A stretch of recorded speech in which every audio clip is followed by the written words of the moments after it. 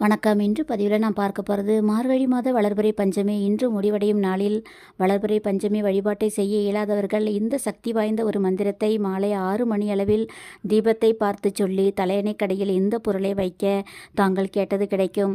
வீடியோவை ஸ்கிப் பண்ணாமல் பாருங்கள். எங்கள் சேனலை முதன்முறையாக பார்க்குறவங்க சப்ஸ்கிரைப் பண்ணுற பட்டனை கிளிக் செய்யுங்க. நேற்று புதன்கிழமை மார்கழி மாத வளர்பிறை பஞ்சமி அன்று அல்லது இன்று மாலைக்குள் தங்கள் வீட்டிற்குள் இந்த உயிரினம் வந்தால் அது வராகியின் வருகை என்று என்னுடைய லாஸ்ட் வீடியோவில் தெரிவித்திருந்தேன்.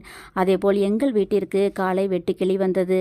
தங்கள் வீட்டிற்கு நான் சொன்ன உயிரினம் ஏதாவது ஒன்று வந்திருந்தால் கீழே கமெண்ட் பாக்ஸில் தெரியப்படுத்தவும்.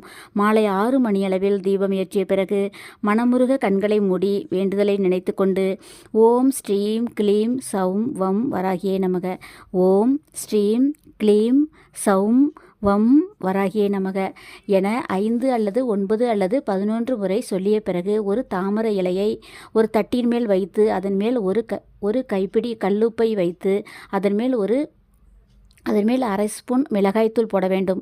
பிறகு அதன் மேல் ஒரு முட்டையை வைக்க வேண்டும். இந்த முட்டை மேல் சிறிது குங்குமத்தை போட்டு இந்த தட்டை கையில் வைத்தபடி வீடு முழுவதும் சுற்ற வேண்டும். பிறகு அந்த தட்டை தாங்கள் தூங்கும் கட்டிலுக்கு அடியில் வைத்து விடுங்கள்.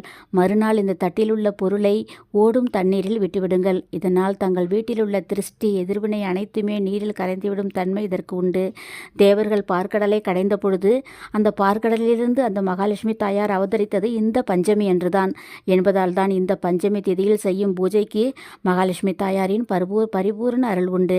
இந்த வீடியோவை பார்ப்பவர்கள் கீழே கமெண்ட் பாக்ஸில் ஓம் ஸ்ரீ மகாலட்சுமியே நமக என எழுதவும். எங்கள் சேனல் பிடிச்சிருந்தால் லைக் பண்ணுங்கள், சப்ஸ்கிரைப் பண்ணுங்கள், வீடியோவை ஷேர் பண்ணுங்கள். நன்றி.